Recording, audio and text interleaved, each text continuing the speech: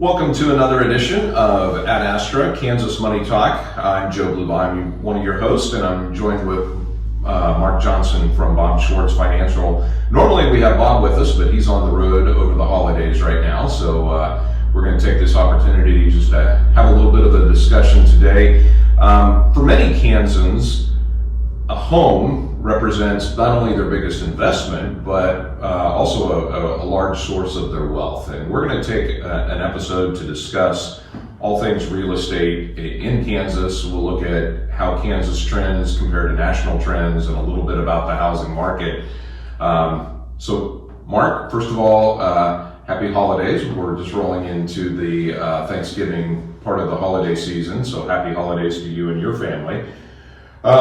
Let's talk a little bit about housing in Kansas. For those that maybe have heard one of our earlier episodes, you might know that I am actually a licensed real estate agent and active in that industry. So I have a little bit of insight into this. The housing market has been interesting over the last several years nationwide, and Kansas is no different. We've seen a little bit of those peaks and valleys start to flatten out a little bit as the housing market has cooled down. But let's talk a little bit about the housing market in general in Kansas. What are some of the challenges that we see in Kansas? Probably not a lot different than what we see across the nation. Yeah, talking to the real estate professional that Joe is, so he'll have a lot of great insight here in a second. But I just want to make sure we talk about how, as a home, it's some of our biggest investments. So understanding, the challenges that are, coming around right now, like should you buy, should you sell, should you look to refinance? Those are all some major important questions when it comes to finance. But some of the first things I think about, and Joe can chime in on this, is the first thing is I don't think there's tons of homes for sale right now. Is that correct, Joe? Inventory continues to be a challenge. I mean, it does depend on what market you're talking about, but let's take a second to look historically. Historically, if you go back to 2008, that was the last time we had a major market crash. And I think at that time, we saw builders slow down. The large building projects, spec homes, where you add a lot of inventory to the housing market, really slowed down after that housing crash. And a lot of builders that stayed in business decided to work more on the custom built homes. Mm-hmm. So you're talking about a lot slower amount of inventory coming on the market. Well, the number of buyers didn't slow down. Yeah. And over the years, we saw the inventory get smaller and smaller and smaller. Then you roll into the COVID years where it was kind of like, a whole bunch of inputs all at once came in. It was a perfect storm. So you had, historically low interest rates. You had a big influx of stimulus money coming into people's pockets. Plus they weren't going out and spending money like they were. So savings increased. You had a lot of people that realized, hey, I don't need to live where I work anymore, especially with COVID. So with the rise of telework.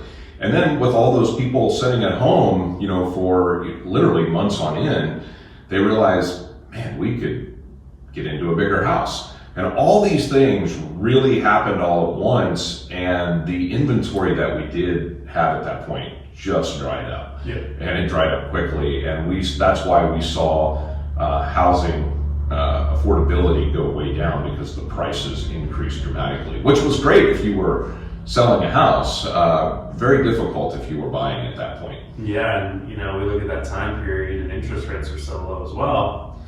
And as time went on, and now we're looking at current interest rates. I wrote it down here. Yeah, 6.98% is the national interest rate today, as of the time we're recording this podcast, on a 30-year, 6.26% average on a 15-year, and that's nationwide. Obviously going to have little ups and downs in certain areas, but when people are locked into a 2.5 or a 3 or maybe even a 3% interest rate, and now they're looking at wanting to buy a new house, but looking at that 7% interest rate staring them in the face, and they start to do the math on it, it becomes very difficult for them to pull the trigger on selling their house, which leads to lower inventory. Yeah. So yes, go back to all the way back to what your statement was. We continue to see inventory being the biggest challenge in the housing market today. Yeah, I think about like my own personal situation, and you know, I love where my house and all that, but I think of myself and like, and other people of my age, this, you know, 30 to 35 that bought houses in the late, you know, 2015 to 2022-ish area that are like, you know, we might live in our house for a long time because we got such great interest rates on our, what were maybe supposed to be our starter homes, or maybe you're, you know, not necessarily, but, you know, they've locked in, and maybe instead of buying a new house, we've made home improvements or, you know, renovated. But yeah, that housing inventory problem is, I don't know, is it going away soon? Do interest rates have to drop? So I think I should preface this by saying a lot of these are my own opinions. Yeah. So when we talk about are they going away, I don't think anytime soon. Yeah. It takes a long time to ramp up adding more inventory into a market, so I don't feel like we're going to see large amounts of homes being built over the next, you know, 5 years or so. It's going to take longer than that. So do I think the inventory part is going away? Probably not. The inventory issues that we have. What it's going to take is a pretty big drop in rates, interest rates. And once again, now we're talking about speculation. So what do we think interest rates are going to do? And you know, I think we also have to look historically. Mm-hmm. Historically, a 7% interest rate on a home is really not that bad. Yeah. It's pretty average. That has been average. If you go back to the you know, late 70s, early 80s, interest rates were double digits on homes. Yeah. And then we really got into an environment where it became the norm to be in that 6 to 7% range. And it's only in 2008 did we see interest rates drop below that 6% threshold. And then of course they just kept dropping, and they kept dropping. And then that became the norm. And you know, we can say that historically 7% is not that bad of an interest rate, but that's not the reality for somebody who is setting in a 3 to 3.5% right now. That is a large impact on their monthly budget. So unless we go back down to 3 to 4% on the interest rates, I don't think you're going to see a lot of people putting their homes up for sale unless they, you know, have a job change or something like that, you know, where they need to move somewhere. You just don't see a ton of people just selling their house because they want to upgrade. Yeah, that doesn't shock me with those numbers. But kind of move on to our next thing. Along with, you know, higher interest rates, we also have the problem, you know, we have a low inventory, and so housing prices are going up. And so, you know, I looked for the average home price in Kansas is between 227 to 279,000. It's kind of in between that range, which I was like, that's, you know, that's not too bad. I looked at the comparison to our national average. The national average of home price is $420,000 to get into a home now. Yeah, it's definitely Kansas is an affordable place to live when it comes to housing, for sure. $150,000 approximately is the kind of the difference between the national average on a home and the Kansas median average on a home. But sometimes though, it really comes down to wages as well. Mm-hmm. So are people able to make enough where they live to afford a home? And it has definitely gotten more challenging, because what we saw in 2020, 2021, 2022 was that home prices increased dramatically more than what wages increased. Mm-hmm. So housing affordability has become I would say it's almost crisis level among those that are first-time home buyers or 30 and below. It has become very difficult to afford home ownership in this current market environment. And home prices are continuing to go up. Now, we're not seeing the huge increases and it has flattened out a lot. But just in Kansas, year over year, from October 2023 to October 2024, the average price in Kansas of a home rose 7.5%. Wow, yeah. And that is still significant. And from a first-hand perspective, I see that in, I work in the Topeka market, and we see that in Topeka. Now, it depends. Just like every market, there's different parts of each market that are more highly sought after than others. So we are still seeing homes rise in price, but I also, this is once again, put this caveat out there, this is my own opinion. Yeah. I also feel that we see that a little bit different based on what's the home price. If it's 300,000 or below in the Topeka market, there's a lot more buyers out there for that level of home. If you're at 300,000 or above, I kind of feel like there's another market there. And that one, I don't think the prices are rising quite as much, because with those interest rates being considerably higher, fewer and fewer people can afford those higher priced homes. So we definitely can still see homes that are on the market for a very short amount of time, if they're priced right and if they're in an area that's desirable within a market. Yeah. With that being said, I always like to tell the story when during the really height of the market, if I was listing a home, and quite frankly, it didn't even really matter what the home was or where it was located.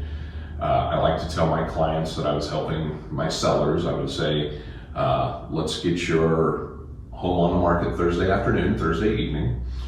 Let's let people see it for the first time on Friday, as far as showing up on their searches.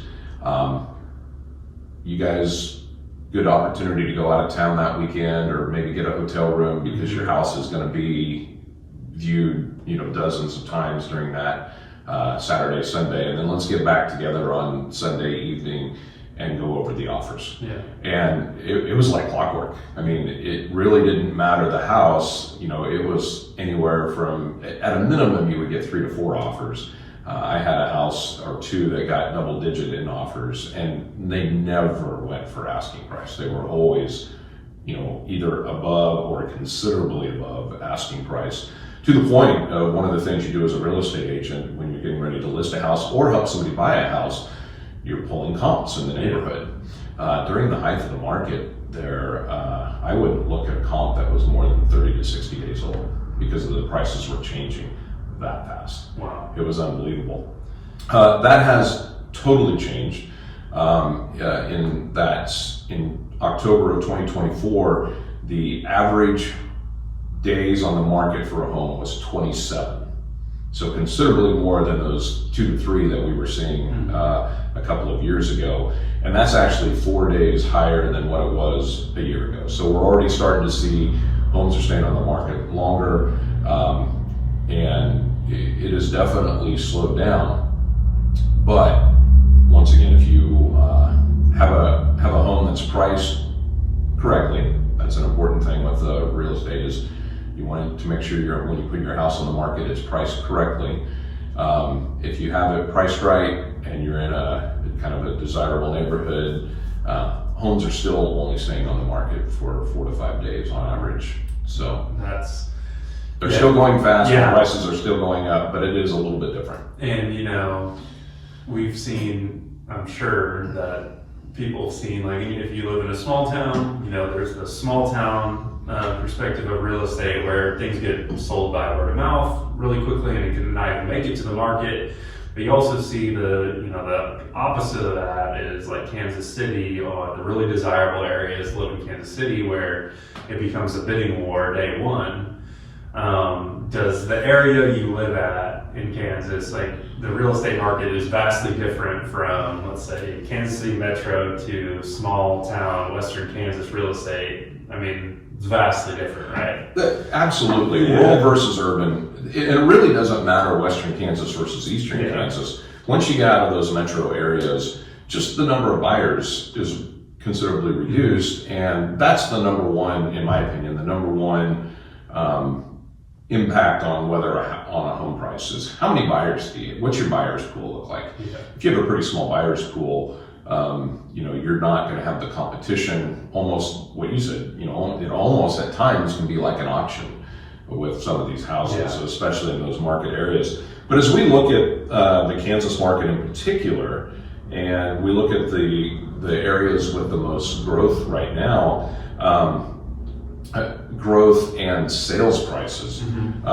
Believe it or not, Leavenworth has the highest. They actually had year over year from October of 23 to October of 2024, almost a 21% increase in their median house price, home prices. So obviously you've got in Leavenworth, you've got a suburb of Kansas City, of course, but you also have a large government presence. You've got Fort Leavenworth there. It's not surprising that you're going to see an area there with some high growth. 21% is large, but then when you look at some of the other kind of top 10, every one of them is either it is a major metro area. It's either Kansas City, one of its suburbs, or Wichita, and one of its suburbs. So those are our two largest metro areas in the state, and not surprising that the highest increase in prices over the last year has been in those areas because of what you just said, the competition. Yeah, and one thing that we've talked about before is I wonder if one day that we'll see this change a little bit, where metro, that's where the jobs are, that's where the money is, that's why people are moving there, obvious. But will eventually, enough people be able to work from home to be able to start like, hey, I want to go live, 2 hours away on a farm with a bunch of land in a big house that costs a lot less than it would, in that metro area. I'm wondering if we're going to see more of that here in Kansas. I think we already have. Yeah. One of the trends nationwide are people moving out of the large metro areas, especially along the coast, Washington, Oregon, California especially, but on the East Coast as well, leaving those bigger metro areas. There's lots of factors that go into that, but one of those is affordability.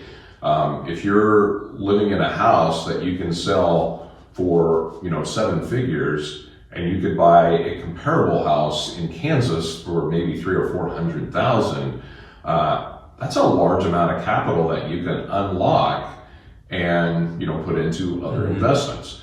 And once again, this is anecdotal information, and it's very specific to a very small window there. But there was a time during the height of COVID, and where we saw a lot of people moving. I had 4 clients from California alone that were buying in the Topeka market because they just wanted to get out of California.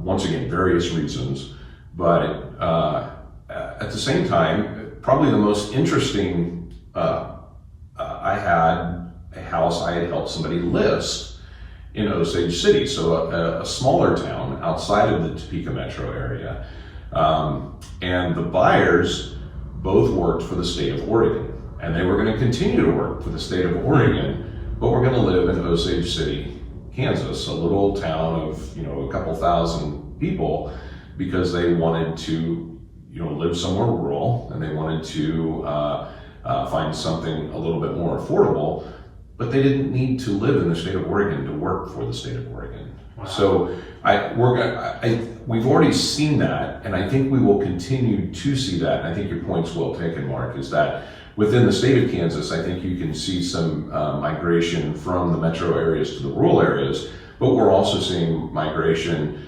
from the metro areas of the country into more rural states. And the 2 largest growing states in the nation are Texas and Florida. And once again, this is that migration.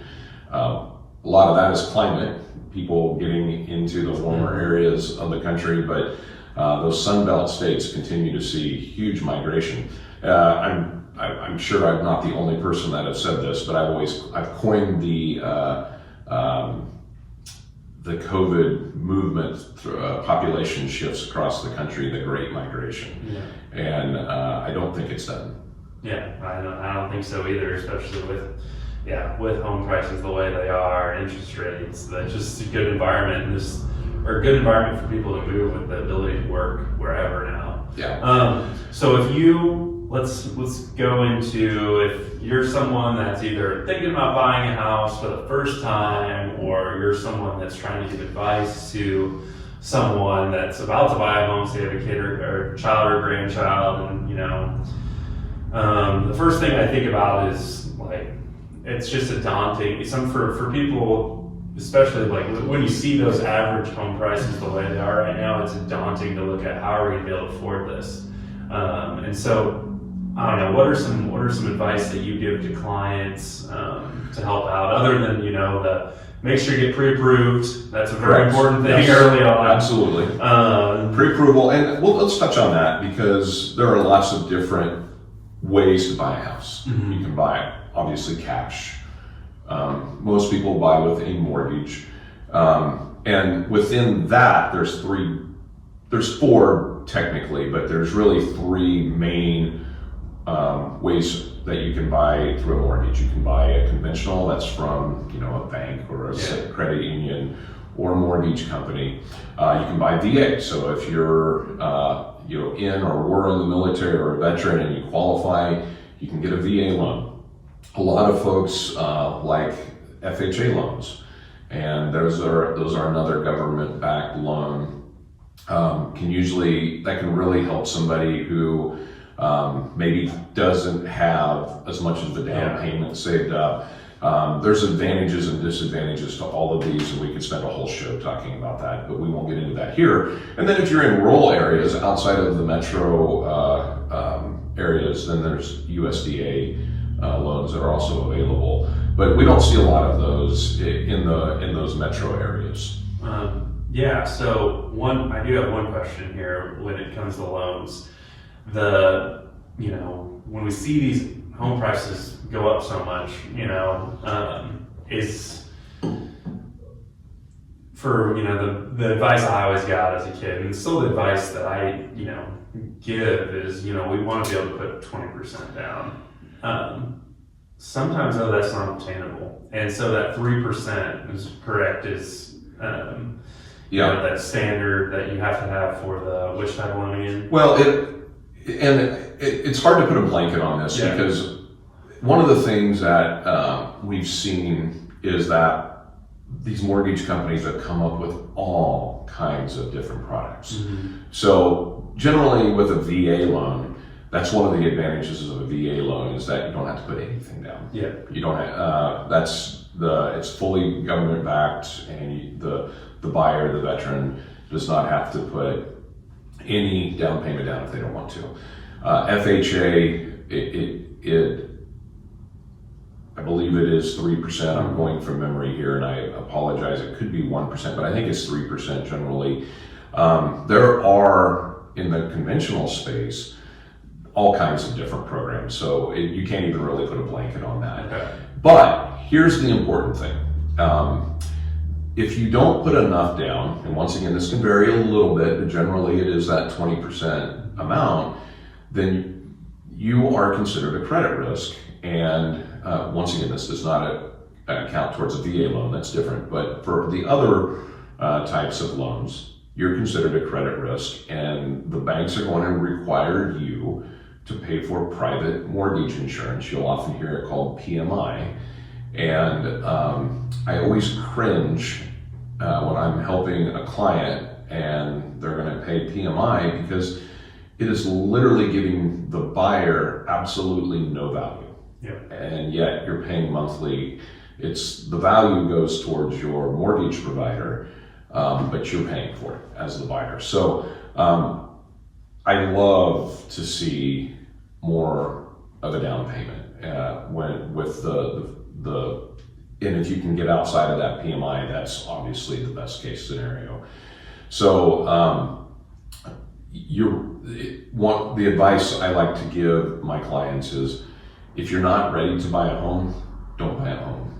As a real estate professional and as somebody who really cares about not just helping my clients buy a house, but their long-term happiness in that house, my advice is if you're not ready to buy a house, don't buy a house. Don't force it. A house is one of the greatest things that you can have in your life, but it can also be a huge burden if you're not ready for it. And I would rather tell somebody, hey, listen, let's talk in a couple of years when you're a little bit more ready, than to try to force yourself into it. You do not want to be house poor, where you buy a house and that's all you can afford, and now you can't live the rest of your life. You can't go on vacation, you can't even really go out to eat. You can't enjoy life because every bit of your extra income is going towards that house purchase. And as a general rule, kind of the rule of thumb is no more than 25% of your take-home pay should go towards housing costs.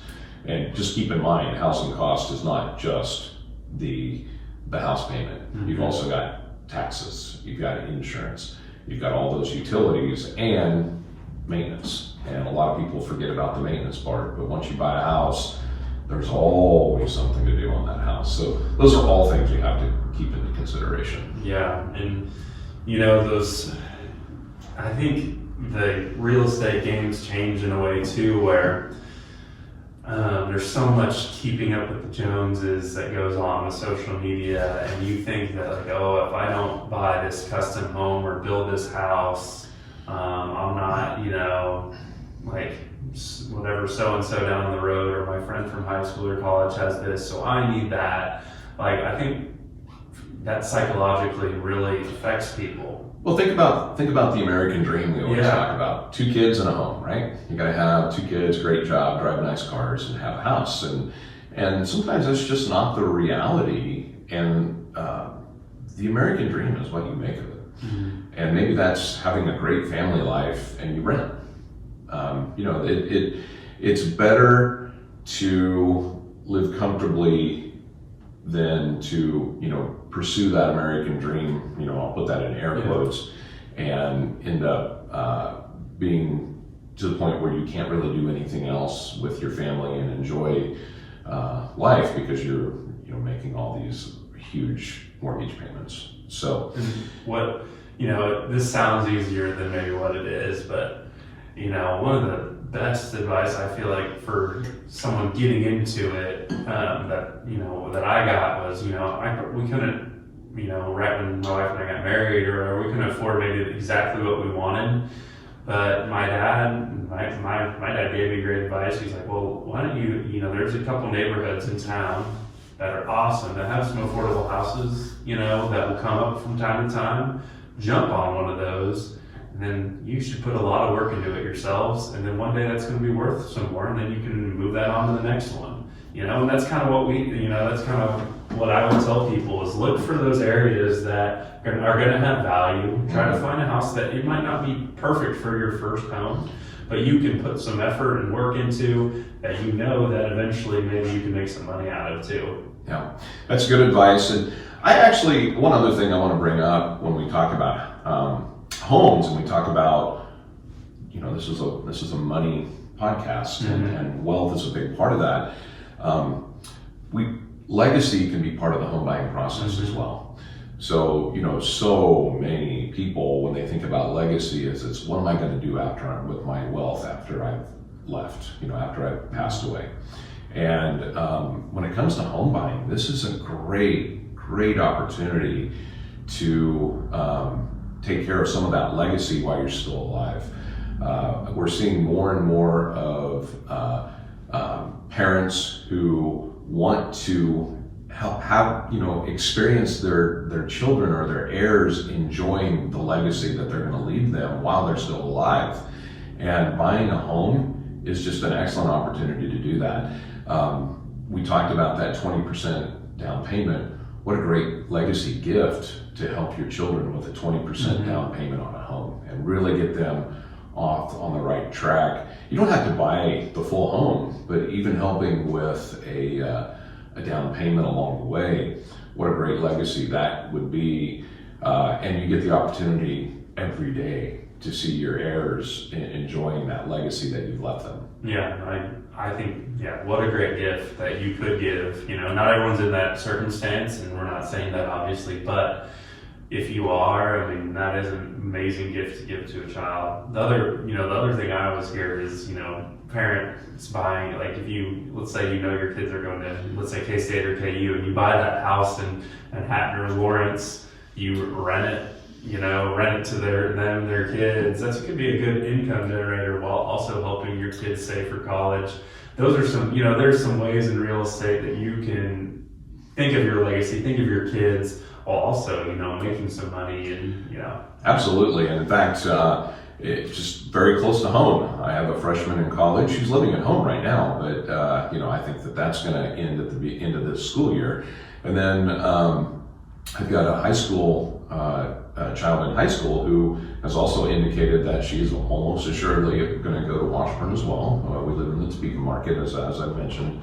And right now, that is my intention. When it's time for him to move out, which like I said, I think is coming, I think that buying makes a lot of sense. It helps that I'm in the industry and can keep an eye on homes and kind of have an eye for a good value. But at the same time, when I think about, them renting, why wouldn't we do something where they can invest in their future, that rent money going to that mortgage, and then that way when they do graduate, they have a house, and they've also got friends that are going to want to be their roommates that can also help them pay for that mortgage as well. So there's lots of great opportunities there. It's not for everybody, but it is another great way to help your kids or your grandkids, as they start their career in college, and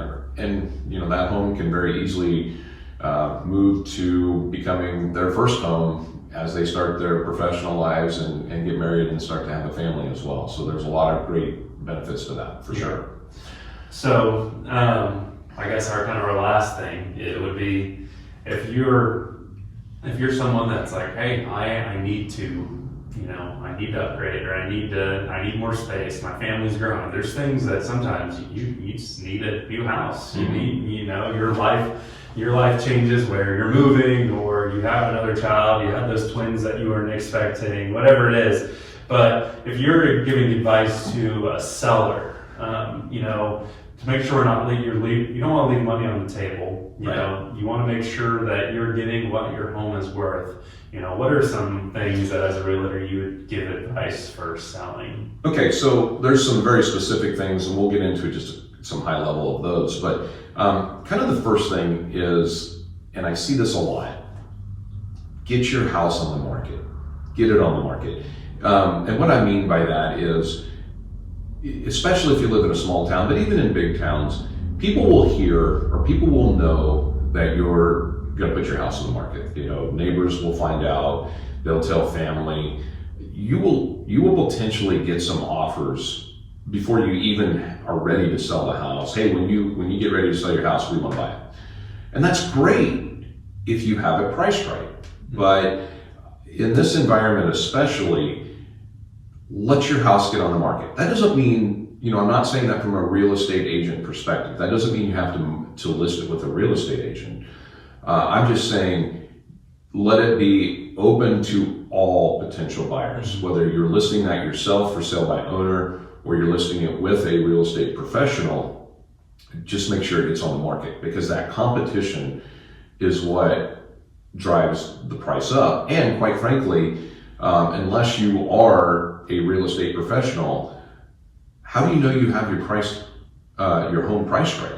You could be leaving tens and tens of thousands of dollars on the table if you don't let the market kind of set your price, and you do that by getting it on the market. So that's number one. Now, if you just don't want to deal with the headache, I get that. Just know that you might be leaving money on the table, and so that's my number one piece of advice. Obviously, if you're not aware of, or if you're not familiar with, how it works, the real estate market works, I do recommend getting a real estate professional to help you with the process. They're going to help you price your home. They're going to help you market your home, get it prepared for market. So that's kind of the general, and very upfront and biased with that opinion, so you take that at face value. When it comes to actually getting your house on the market, believe it or not, the biggest thing is just make sure your house is clean. I know that sounds so basic, but a clean, uncluttered house is the best thing to market your home with. People come in your home and it's dirty, they feel uncomfortable, they're not going to stick around, they're just not going to be that interested. If it's cluttered, if you have a lot of stuff, you might consider renting a storage unit for a couple of months and get some of the stuff out of there, because an uncluttered home is going to look bigger, and people are going to be able to really envision kind of what they would do with that home and see the potential in it. Obviously, if there's some low-hanging fruit with repairs, you want to get those done ahead of time. Upgrades, if you've got older wallpaper, things like that are just they're out of style.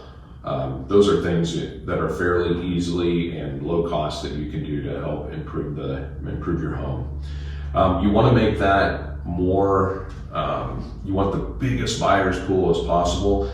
So you want your home to be available to cash buyers, conventional loan buyers, VA buyers, and FHA buyers. And those last two, those government-backed loans, the VA buyers and the FHA buyers, there are certain requirements to get one of those loans with the house, safety being the biggest, but also if you have peeling paint or some wood rot, things like that. And those are areas where your real estate agent can help you. But you want to get your home to the point where they'll make it through all those appraisal processes and to make the biggest amount of buyers as possible. So those are some of my biggest tips. But the biggest thing, get your house on the market, and if you're inclined to do so, get a good real estate agent that will help represent you and help you through that process. Yeah, that's great advice. I started laughing when Joe started talking about cleanliness in the home, because I think I about made him throw up.